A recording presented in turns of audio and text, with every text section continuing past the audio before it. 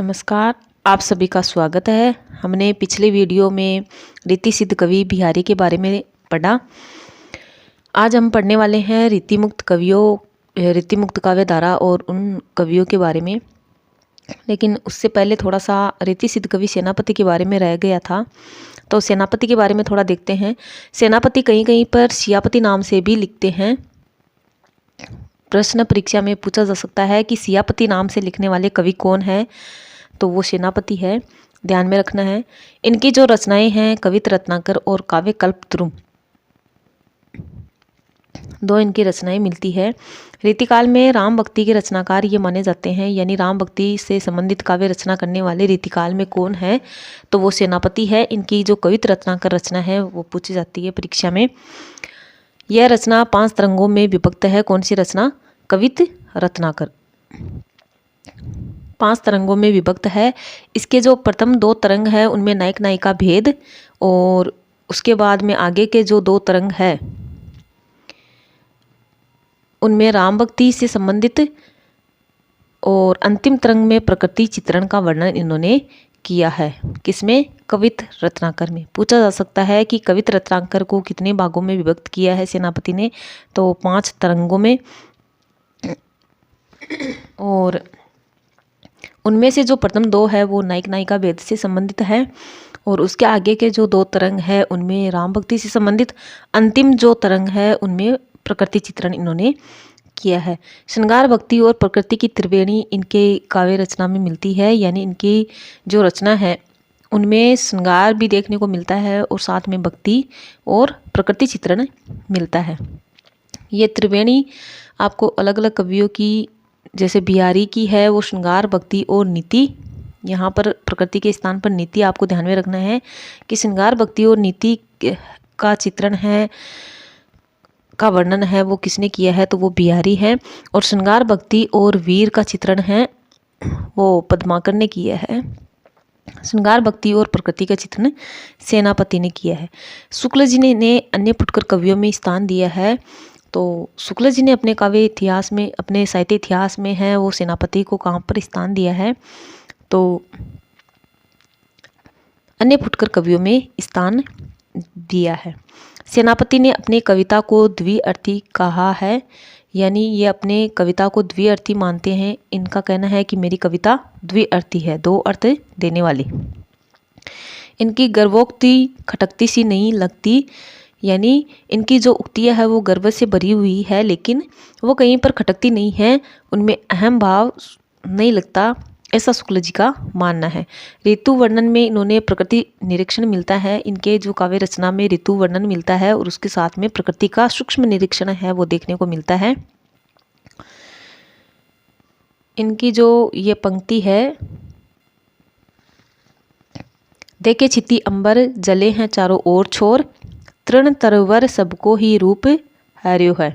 इसमें 2 अर्थ देखने को मिलता है कि छिति मानी पृथ्वी और अंबर आकाश है वो चारों ओर से जलमग्न हो गए हैं, यानी वर्षा ऋतु का वर्णन इसमें आया है, जिसमें वृक्ष है और तरवर तालाब है, सभी का रूप है वो हरा भरा हो गया है। दूसरा अर्थ इसमें इस प्रकार से है कि पृथ्वी और आसमान सब जगह, यानी ग्रीष्म ऋतु के मौसम के अनुसार देखें तो चारों ओर से जलने लग गया है, पूरी पृथ्वी जल रही है, पूरा आसमान जल रहा है, और वृक्षों का, तालाबों का, सबका रूप है वो हरण हो गया है, यानी जो वो हरे भरे रहते थे अब उनमें पतझड़ आ गया है या वो सूख गए हैं, इस प्रकार से उनके रूप का ही हरण हो गया है। इस तरह एक ही 2 पंक्तियों में इन्होंने ग्रीष्म ऋतु और वर्षा ऋतु दोनों का वर्णन है वो कर दिया है। इस प्रकार अपनी कविता को ये द्विअर्थी मानते हैं। रीतिकालीन वुड्सवर्थ है वो माना जाता है सेनापति को, यानी वुड्सवर्थ ने जिस प्रकार प्रकृति चित्रण किया है वैसे ही सेनापति ने भी प्रकृति चित्रण अपने काव्य रचना में किया है। इस कारण रीतिकालीन वुड्सवर्थ है वो सेनापति को माना जाता है।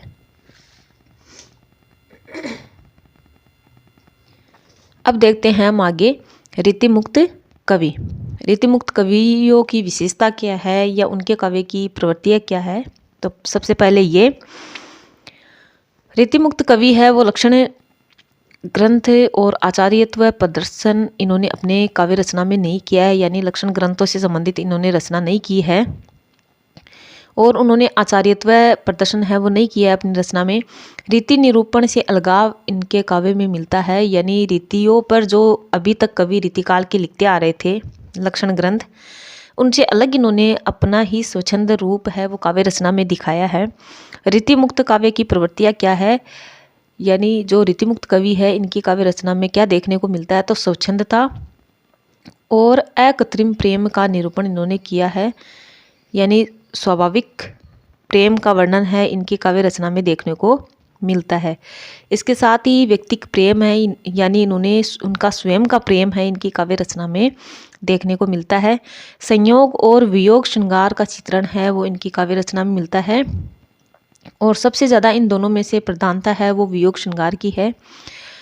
प्रवृत्तियों के अंतर्गत, विशेषताओं के अंतर्गत परीक्षा में पूछा जा सकता है कि इनका जो प्रधान है वो रस कौन सा है, तो वियोग श्रृंगार है दोनों में से। सहज भावनाओं का चित्रण है वो देखने को मिलता है इनके काव्य में। नारी का भावात्मक रूप है वो मिलता है। सौंदर्य चित्रण और सांस्कृतिक झांकी, प्रकृति चित्रण इनके काव्य में देखने को मिलता है।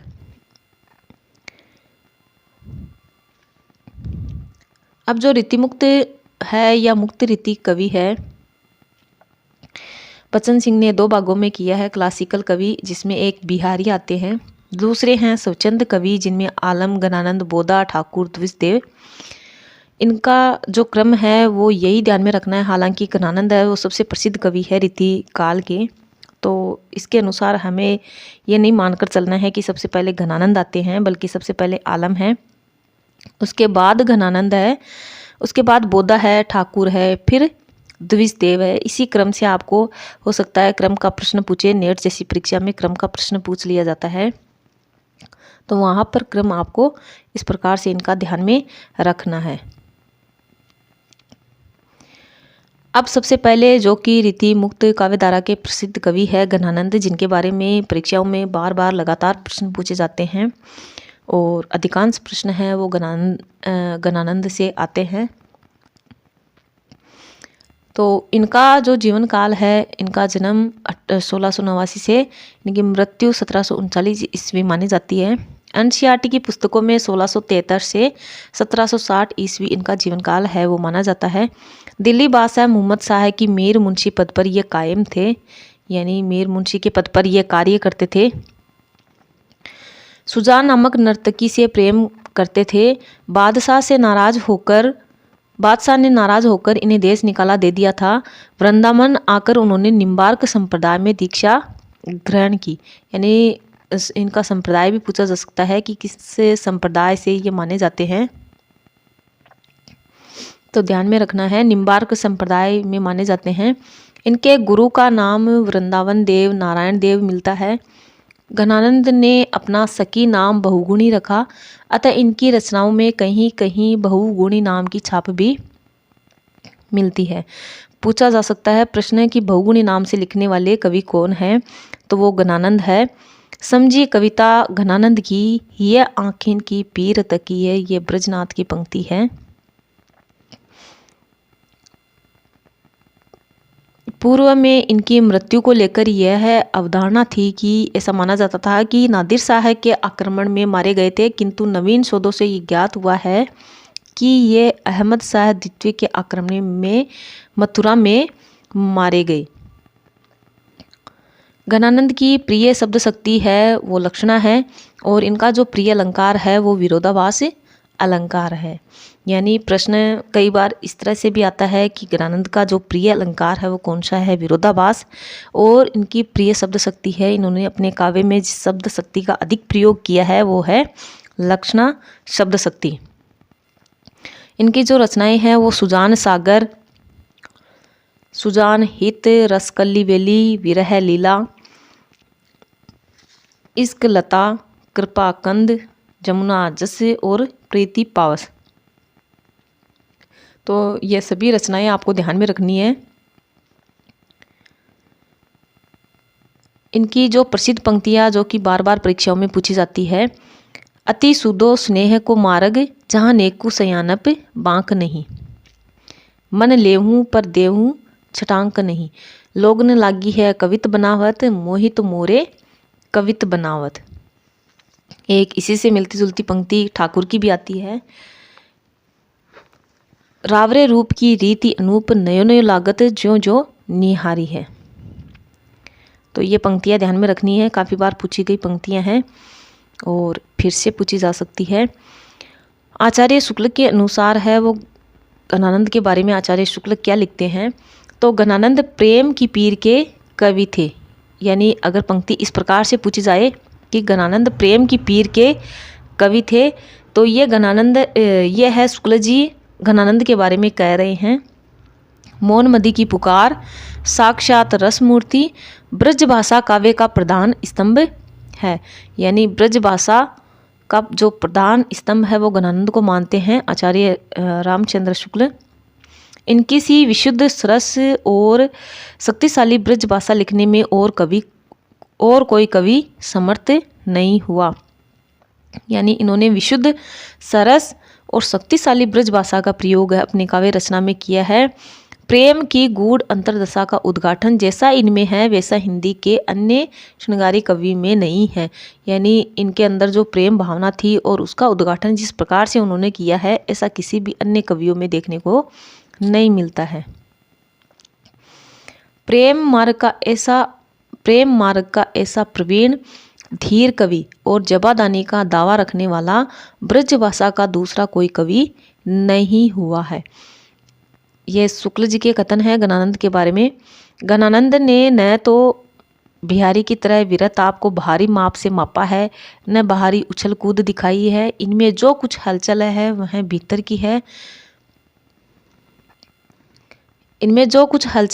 भीतर की है, बाहर से वह वियोग प्रशांत और गंभीर है, और न उनमें करवटें बदलना है, न सेज का आग की तरह तपना है, न उछल कूद कर भागना है, उनकी मौन मदी की पुकार है। ऐसा आचार्य रामचंद्र शुक्ल जी घनानंद के बारे में कहते हैं।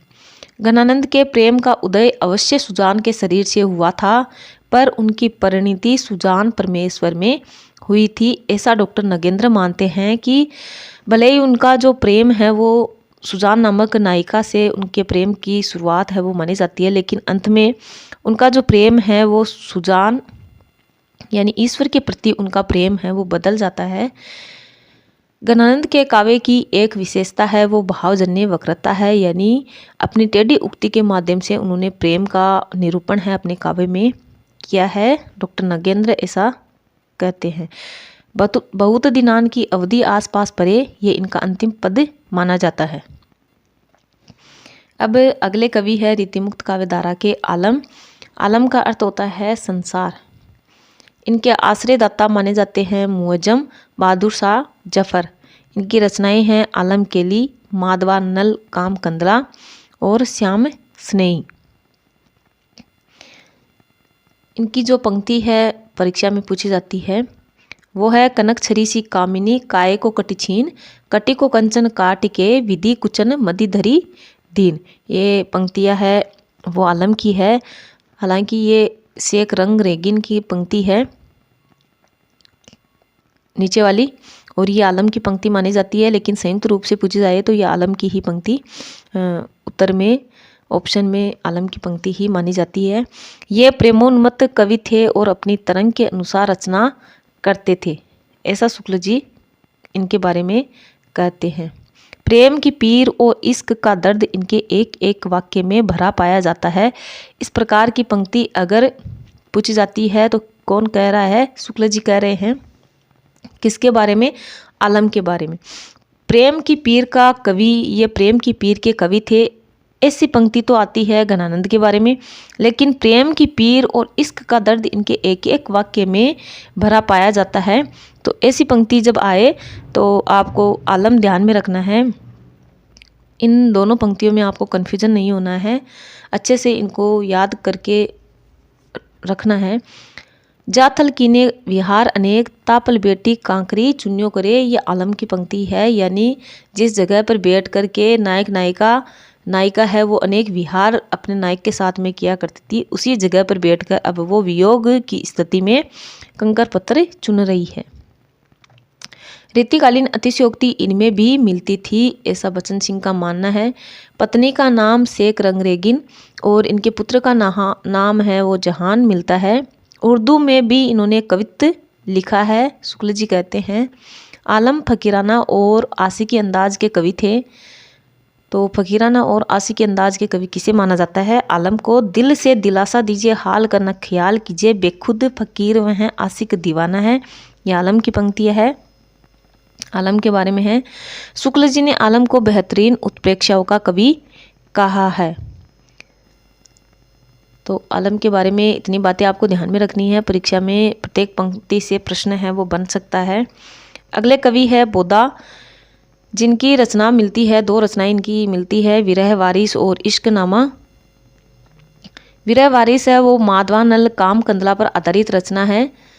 तो प्रश्न कैसे भी पूछा जा सकता है कि बोदा की कौन सी रचना है वो माधवानल काम कंदला पर आधारित है, तो आपको ध्यान में रखनी है विरह वारिस या विरह वारिस रचना है वो किस रचना पर आधारित है, तो माधवानल काम कंदला पर आधारित है। दूसरी इनकी जो रचना है इश्कनामा, इसका अन्य नाम मिलता है विरह सुबान दंपति। तो दोनों ही तरीके से प्रश्न है वो ध्यान में रखने हैं। इनकी जो प्रसिद्ध पंक्तियां है बोदा की वो है, प्रेम को पंत कराल महा तलवार की धार पर धावनो है। ऐसी ही पंक्ति है वो घनानंद की है, स्नेह अति सुदो स्नेह को मार्ग। लेकिन वहाँ पर घनानंद है वो प्रेम का मार्ग है वो सीधा बता रहा है, अति सुदो स्नेह को मार्ग, जहाँ नेकु सयानप बांक नहीं, जहाँ पर बिल्कुल भी बांकपन नहीं है, बिल्कुल भी टेढ़ापन नहीं है, ऐसा घनानंद मान रहे।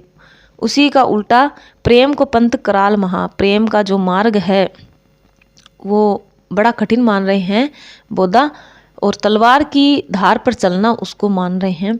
जान मिले तो जहान मिले, न जान मिले तो जहान कहा को। ये जहान शब्द से भी आप इस पंक्ति को है वो आलम की ना समझे, क्योंकि आलम के पुत्र का नाम जहान था, ये बोदा की पंक्ति है। ऐसी पंक्तियों को विशेष रूप से ध्यान में रखिए जहाँ पर कन्फ्यूजन होने का रहता है, तो इन पंक्तियों को विशेष रूप से ध्यान में रखिए। अगले कवि है ठाकुर कवि। ये सच्ची उमंग के कवि है।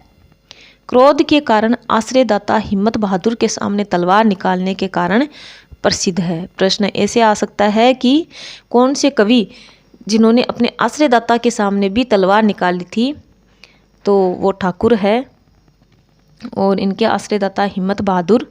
ठाकुर सो कवि मोही भावत जो राजसभा में बड़प्पन पावे। रीतिकालीन कवियों में एक दूसरे से आगे निकलने की होड़ है वो लगी रहती थी, लेकिन ऐसा नहीं है कि केवल आगे निकलने की उनमें होड़ ही रहती थी, बल्कि एक दूसरे का सम्मान भी वो करते थे। इस पंक्ति से पता चल रहा है कि पद्माकर, जैसे पद्माकर कवि है ठाकुर के बारे में लिख रहे हैं कि ठाकुर सो कवि मोही बहावत जो राजसभा में बड़प्पन पावे। इस तरह से एक दूसरे की कवियों की प्रशंसा भी करते रहते थे। इनकी रचना है ठाकुर शतक और ठाकुर टसक, ये 2 रचनाएं इनकी ध्यान में रखनी है। इनकी जो पंक्ति है लोगन कवित की वो खेल करी जानो है, तो यह पंक्ति है वो ठाकुर की है।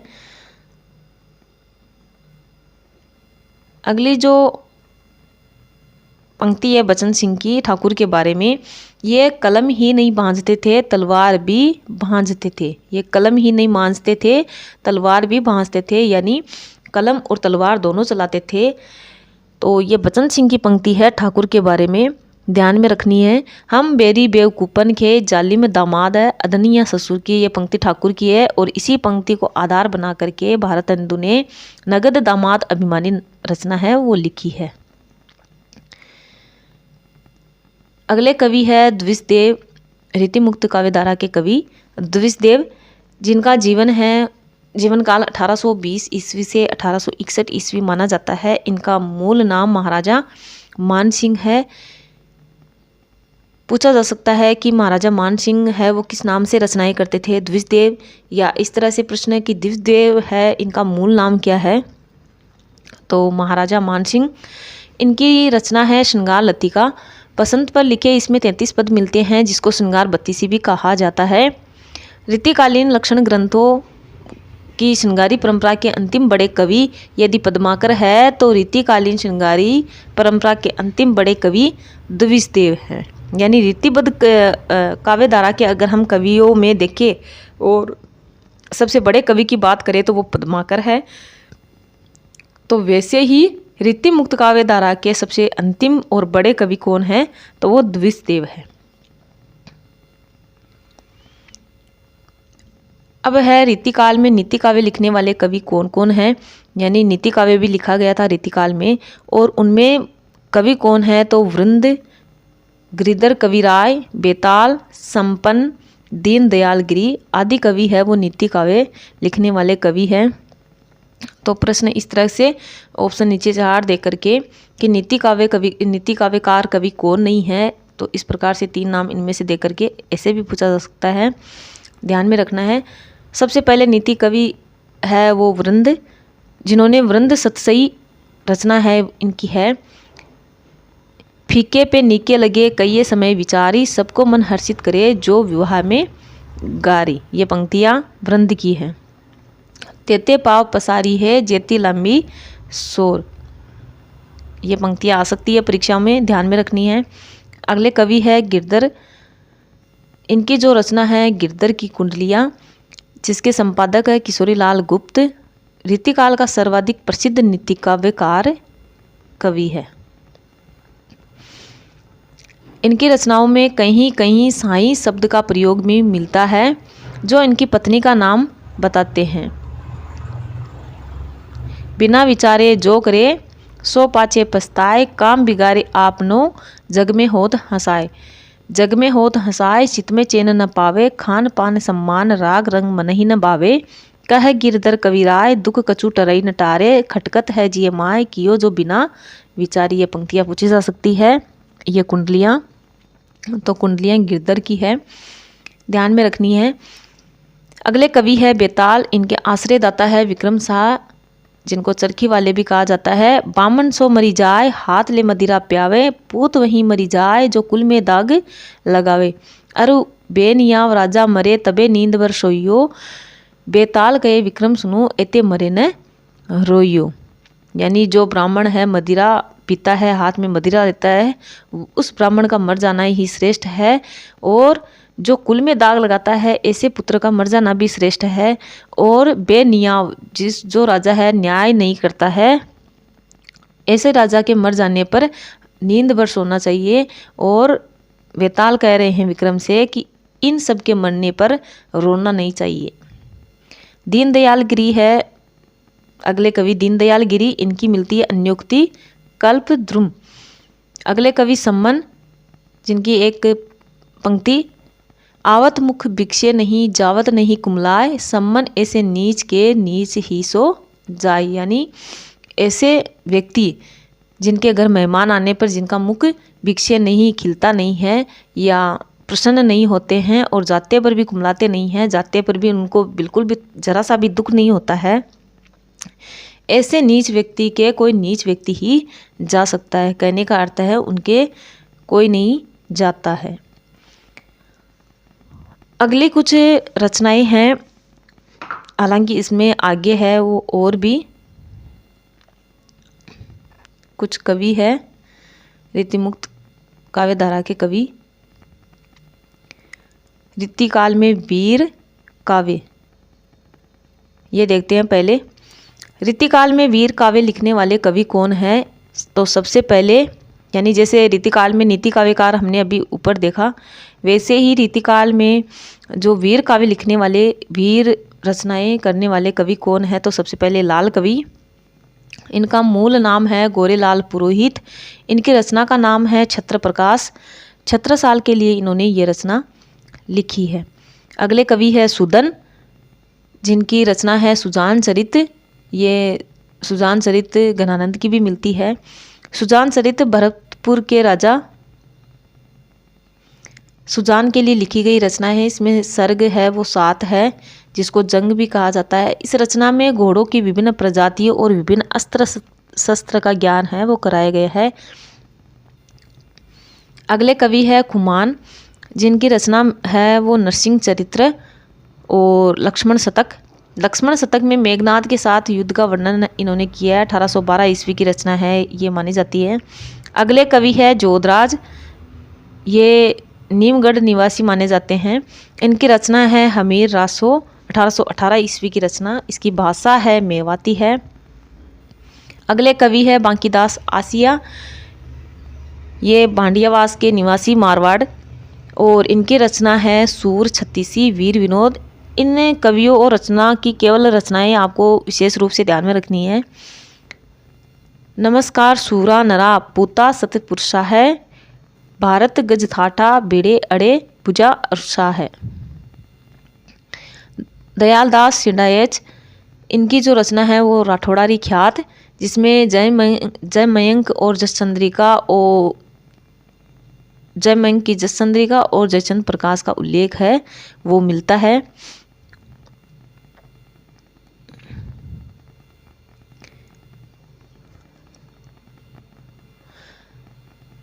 अगले कवि है वो है रीतिकालीन, यानी रीतिकाल में सूफी प्रेमाख्यान कवि कौन कौन से हैं, तो उनमें सबसे पहले हैं कासिम शाह, यानी रीतिकाल में भी सूफी परंपरा को अपना करके लिखने वाले कवि, जो कि कासिम शाह है। इनकी रचना है हंस जवाहिर, जो कि कालक्रम के अनुसार ये, इनको हमने भक्तिकाल में भी पढ़ा, लेकिन कालक्रम के अनुसार ये रीतिकाल में आते हैं, तो इस प्रकार से ये रीतिकाल में भी इनको पढ़ रहे हैं। कासिम शाह इनकी रचना है हंस जवाहिर, और ये हमने वहाँ भी देखा, तो यहाँ पर रीडिंग लगा लेते हैं। नायक है हंस है, नायिका है जवाहिर है, चीन की राजकुमारी। कड़बक बद्ध रचना है और इसमें 7+1 दोहा।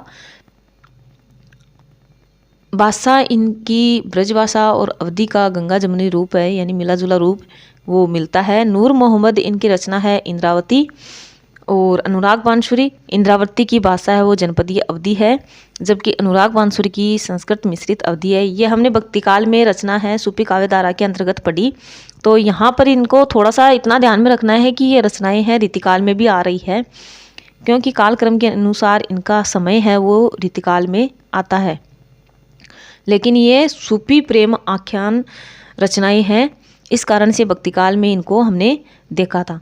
शेख निसार है, इनका वास्तविक नाम गुलाम अशरफ।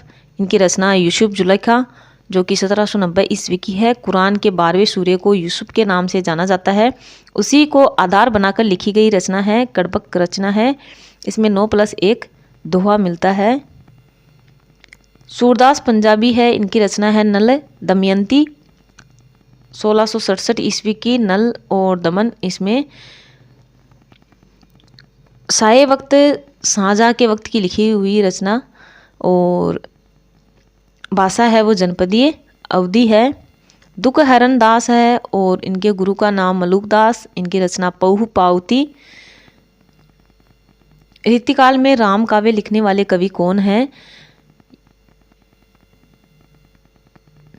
गुरु गोविंद सिंह। गोविंद रामायण जिन्होंने लिखी, गुरु गोविंद सिंह की रचना का नाम है गोविंद रामायण। भाषा है इनकी ब्रज, और इन्होंने इसे कवित छंदों में लिखा है। ये योद्धा, कवि और भक्त तीनों थे, यानी योद्धा भी थे गुरु गोविंद सिंह और कवि भी थे, और राम भक्ति से संबंधित रचना लिखी है, और तो इस कारण भक्त। जानकी रसिक शरण है, इनकी रचना है अवध सागर, जो कि ब्रजभाषा में लिखी गई है। राम प्रिया शरण है इनकी रचना। इनकी रचना का नाम है सीतायन, जो कि ब्रजभाषा में लिखी है। रीतिकाल में प्रबंध काव्य बहुतर संख्या में लिखे गए, किंतु लोकप्रियता मुक्तकों को ही मिली। यानी प्रबंध काव्य भी काफ़ी मात्रा में लिखे गए, लेकिन मुक्तकों को सबसे ज़्यादा प्रसिद्धि है वो रीतिकाल में मिली है। जैसे भक्तिकाल में प्रबंध काव्य को प्रसिद्धि मिली, वैसे ही रीतिकाल में मुक्तकों को प्रसिद्धि मिली है। रीतिकाल के पतन का कारण है लोक मंगल की भावना का अभाव, यानी जो लोक मंगल की भावना हमने भक्तिकाल में देखी थी, लेकिन रीतिकाल में आते आते लोक मंगल की भावना का अभाव हो गया था। इस कारण रीतिकाल का पतन भी बहुत जल्दी ही हो गया। यानी रीतिकालीन जो कविताएं हैं वो ज़्यादा नहीं चली। इसके बाद में हमें भी पता है आधुनिक काल आता है और राष्ट्रवाद का उदय होता है। राष्ट्रवादी रचनाएं हैं वो लिखी जाती है। रीतिकालीन काव्य की भाषा है वो ब्रज है। त्रिवेणी हमने देखी थी कि त्रिवेणी है वो जिसमें 3 कवि है। पद्माकर है, इनमें श्रृंगार भक्ति और वीर की त्रिवेणी मिलती है पद्माकर के काव्य में। श्रृंगार भक्ति और नीति की त्रिवेणी है वो बिहारी के काव्य में मिलती है। श्रृंगार भक्ति और प्रकृति की त्रिवेणी है वो सेनापति के काव्य में मिलती है। और ये किसके अनुसार? राम स्वरूप चतुर्वेदी के अनुसार। अब थोड़ा सा इसको याद रखने के लिए आप इस प्रकार से इनको बना सकते हैं, लिख सकते हैं, जैसा मैंने लिख रखा है कि गणानंद और बोधा इनकी जो रचना है कौन कौन सी है और इनकी जो पंक्तियां हैं। तो गणानंद की है जो नायिका है वो सुजान है और बोधा की जो नायिका है वो सुबान है। और इनकी जो रचना है विरह लीला है और इश्क लता है। और बोधा की जो रचना है विरह वारिस है और इश्क नामा है। आप देख रहे हैं इनमें मिलते जुलते से नाम है, इस कारण से थोड़ा कन्फ्यूजन होता है। तो इस तरह से इनको एक साथ लिख करके याद करने की कोशिश करें। और फिर भी आप ध्यान दें यहाँ पर कि इसमें जो लय अक्षर वाली रचनाएं हैं वो गणानंद की है। और इसके अलावा जो बाकी बची विरह और इश्क नाम की रचनाएं हैं ल अक्षर वाली है वो गणानंद की है और ल अक्षर की जो नहीं है वो बोधा की। इस तरह से भी आप इनको ध्यान में रख सकते हैं। बाकी ये तो आपको ध्यान में रखना ही पड़ेगा कि विरह वारिस और इश्क नामा, विरह लीला और इश्क लता ये रचनाएं हैं और किन की है? गणानंद और बोधा की है। अब इनमें अलग कैसे करना है तो इस अक्षर को आप ध्यान में रख सकते हैं कि लय अक्षर की जो रचनाएं हैं वो गणानंद की है और अन्य जो रचना है वो बोधा की है। विरह लीला में जो अति सुदो स्नेह को मारा गया ये पंक्ति है, इसी से मिलती जुलती जो पंक्ति है प्रेम को पंत कराल महा। यानी इसमें यहाँ पर जो गणानंद है अपनी रचना में प्रेम का मार्ग है वो बहुत ही सीधा बता रहे हैं और विरह बारिश में बोधा है वो प्रेम का मार्ग है वो कठिन बता रहे हैं।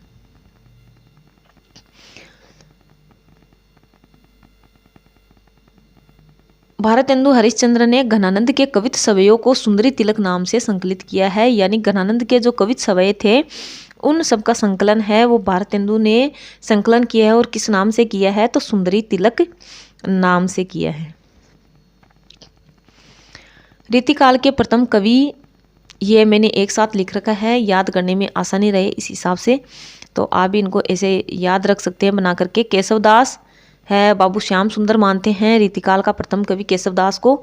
और नगेंद्र सिंह है वो कृपाराम को मानते हैं। और आचार्य शुक्ल है वो चिंतामणि को प्रथम कवि मानते हैं। देव का जन्म है वो 1673 से 1667 ईस्वी। गणानंद का जो जीवन काल है वो 1673 से 1760 ईस्वी। बिहारी का ध्यान में रखे, विशेष रूप से बिहारी का काफ़ी बार पूछा गया है, 1595 ईस्वी। पद्माकर का है 1753 ईस्वी। पद्माकर का जन्म काल है वो भी पूछा जाता है। चिंतामणि का 1609 ईस्वी। द्विजदेव का 1820 ईस्वी से 1861 1820 से 1861 ईस्वी। रीतिकाल के अंतिम कवि है वो रीतिकाल का कौन कौन से हैं और किस अनुसार है? तो रीतिकाल का अंतिम कवि गवाल को माना जाता है। रीतिकाल का अंतिम प्रसिद्ध आचार्य किसे माना जाता है? आचार्य के रूप में प्रसिद्ध कौन है सबसे बड़े कवि? तो वो है भिखारी दास। और रीतिकाल का अंतिम प्रसिद्ध कवि कौन है? वो है पद्माकर। यहाँ पर ध्यान दें, यहाँ पर आचार्य है और यहाँ पर कवि है। तो कवि के रूप में प्रसिद्ध कवि है वो पद्माकर है और आचार्य के रूप में प्रसिद्ध कवि पूछा जाता है तो वो भिखारी दास है। और रीति मुक्त परंपरा का अंतिम कवि अगर पूछा जाए, यानी पूरे रीतिकाल का ही समग्र रूप से पूछा जाए, तब तो ग्वाल कवि है। और रीति मुक्त काव्यधारा के रूप में अगर पूछा जाए अंतिम कवि तो वो द्विजदेव है। आपको हर तरीके से प्रश्न को तैयार करना है। विश्वनाथ प्रसाद मिश्र है, इनकी जो रचना है पद्माकर पंचामृत, ये ध्यान में रखनी है। अब मिलती जुलती कुछ रचनाएं हैं रीतिकाल की या अन्य भी कोई रचना, जो कि मिलती जुलती रचनाएं हैं, ये मैंने जहाँ पर मुझे जगह मिलती थी, जैसे रीतिकाल है ये पूरा हो गया तो यहाँ पर जगह है तो मैंने यहाँ यहीं पर इनको लिख लिया था। तो आप भी ऐसे ही जहाँ पर जगह मिले या मिलती जुलती रचनाएं हो उनको एक साथ लिखें ताकि वो याद करने में आसानी रहे उनको। तो जैसे कवि कुल कल्प तरु है वो चिंतामणि की है, कवि कुल कंठाभरण है दुलय कवि की है, और काव्य कल्प दुर्म है वो सेनापति की। अगर आप इनको एक साथ लिख करके याद करते हैं तो जल्दी याद होती है और भूलते भी नहीं हैं, एक दूसरे में अंतर स्पष्ट करते हुए वो रचनाएं याद भी रह जाती है। रतन खान मलुकदास की है, रतन बावनी केशवदास की है, और रतन हजारा है वो रसनिधि की है। भाव पंचासी का वृंद कवि की है, अलंकार पंचासी का मतीराम की है। श्रृंगार विलास है वो सोमनाथ की है, श्रृंगार निर्णय भिखारीदास की, श्रृंगार शिक्षा है वो वृंद कवि की, सुंदर श्रृंगार है वो सुंदरदास की। काव्य विलास है प्रताप साई की, श्रृंगार विलास है प्रताप नारायण मिश्र की, श्रृंगार लतिका है द्विजदेव की। ढोला मारूरा दुहा को हेमचंद्र और बिहारी के बीच की कड़ी माना है हजारी प्रसाद द्विवेदी के अनुसार कि हेमचंद्र और बिहारी के बीच की कड़ी किसको माना जाता है, तो ढोला मारूरा दुआ। नातों और संतों के बीच की कड़ी किसको माना जाता है, तो निरंजनी संप्रदाय को। केशवदास और चिंतामणि के बीच की कड़ी किसको माना जाता है, न्यामत खाजान को। आदिकाल और भक्तिकाल का संक्रमण कवि है वो किसको माना जाता है, तो वो विद्यापति है। भक्तिकाल और रीतिकाल का संक्रमण कवि है वो केशवदास को माना जाता है। तो ये संक्रमण कवि और बीच की कड़ी, ऐसी चीज़ें भी आपको ध्यान में रखनी है। देव की एक काफ़ी सारी रचनाएं हैं तो आप इनको इस तरह से अलग एक बना करके इनको एक साथ याद करें। जैसे 5 रचनाएं, ये 6 रचनाएं हैं विलास नाम से हैं, तो रस भवानी भाव जाति सुजान और कुशल विलास, इस तरह से 6 रचनाएं हैं विलास नाम से हैं, और 3 जो रचनाएं हैं वो देव नाम से हैं, और फिर 3 रचनाएं इनकी अलग है। तो इस तरह से आप इनको डिवाइडेशन करके याद करने की कोशिश करें कि 6 रचनाएं विलास नाम से, 3 रचनाएं देव नाम से और 3 रचनाएं अन्य हैं। और 3 रचनाएं देव नाम से देव माया प्रपंच, देवचरित और देव शतक, और 3 अन्य रचनाएं हैं वो अष्टयाम, शब्द रसायन और सुख सागर तरंग। इस प्रकार से आपको सारी रचनाएं याद भी हो जाएगी। और देव की सभी रचनाएं हैं वो परीक्षाओं में लगातार पूछी जाती है, इनकी सभी रचनाएं महत्वपूर्ण हैं। प्रताप साई की है काव्य विलास, शब्द रसायन है वो देव की है, और इसी से संबंधित मिलती जुलती रचना है राम रसायन, ये पद्माकर की है।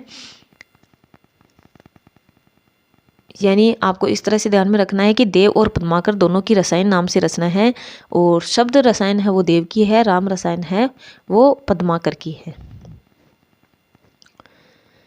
काव्य प्रकाश है वो चिंतामणि की है, काव्य विवेक है वो भी चिंतामणि की, काव्य निर्णय है वो भिखारीदास की, काव्य विलास है वो प्रताप साई की। काव्य से संबंधित रचनाएं। फिर है रस से संबंधित रचनाएं, जिसमें रस शब्द आ रहा है और आगे का शब्द अलग है। रस विलास है वो चिंतामणि की है, और सेम रचना रस विलास देव की भी है। रस कोश न्यामत खाजान, रसराज मतीराम की है, रस रहस्य कुलपति मिश्र की है, रस पीयूष निधि सोमनाथ की है, रस सारांश है भिखारीदास की है, रस प्रबोध रसलीन की है, रस निधि सागर रसनिधि की है, रस रंग गवाल कवि की है, रस केलीवेली ये घनानंद की है, रस रत्नाकर ये भारतेंदु की है। आचार्य शुक्ल के निबंध है वो किस शैली में लिखे गए हैं, ये समाज शैली में। हालांकि ये जब आचार्य रामचंद्र शुक्ल के बारे में आगे आधुनिक काल में जब इनके बारे में पढ़ेंगे तब फिर से आएगा, लेकिन फिर भी देव है वो राधा वल्लभ संप्रदाय से संबंधित है, बिहारी है वो निम्बार्क संप्रदाय से संबंधित है, घनानंद भी निम्बार्क संप्रदाय से, भारतेंदु राधा वल्लभ संप्रदाय से। किस सूफी मत संत की मौत है वो शिकारी की गोली लगने से हुई है, तो जायसी की है। यानी कुछ बातें जो वहाँ पर नहीं लिख पाए थे या बाद में पता चलती है, तो वैसे वैसे मैं इनको लिखती रहती थी। तो आप भी ऐसे ही करना। हिंदी साहित्य का इतिहास है वो अथाह सागर है, हम इनको एक साथ पूरा ना तो याद कर सकते हैं ना ही कहीं पर लिख सकते हैं, लेकिन जो भी आपको इम्पोर्टेंट महत्वपूर्ण बात कहीं से भी पता चले या फिर लगे कि हाँ परीक्षा में आई हुई है या कोई प्रश्न मिले, तो आप उनको लिख ले अलग से, ताकि वो आपको याद भी हो जाए और रिवीजन करे तो आपके सामने एक बार फिर से आ जाए। तो जायसी की है वो मौत है वो शिकारी की गोली लगने से हुई थी। अमेठी के जंगलों में उस समय बाघ के रूप में थे और अपनी जो मौत की भविष्यवाणी है वो उन्होंने भाई शिकारी से मौत होगी ऐसी उन्होंने भविष्यवाणी पहले ही कर दी थी। सनी कज्जल चस झस लगन उपजो सुदिन स्नेहू क्यों न नरपति हवे भोग बे लई सुदेशु सबु देऊ। दोहे में जातक किसे माना है, ये स्नेह को जातक माना गया है। यानी ये प्रश्न मुझे कहीं पर दिखा था और अच्छा प्रश्न था तो मैंने यहाँ पर इसको लिख लिया। मेरी बहुवादा हरो, ये बिहारी की जो पंक्ति है उस पर जीवनी परक उपन्यास है, लिखा गया है इस नाम से, मेरी बहुवादा हरो। अब हमने बीच में 2 पेज छोड़ दिए थे,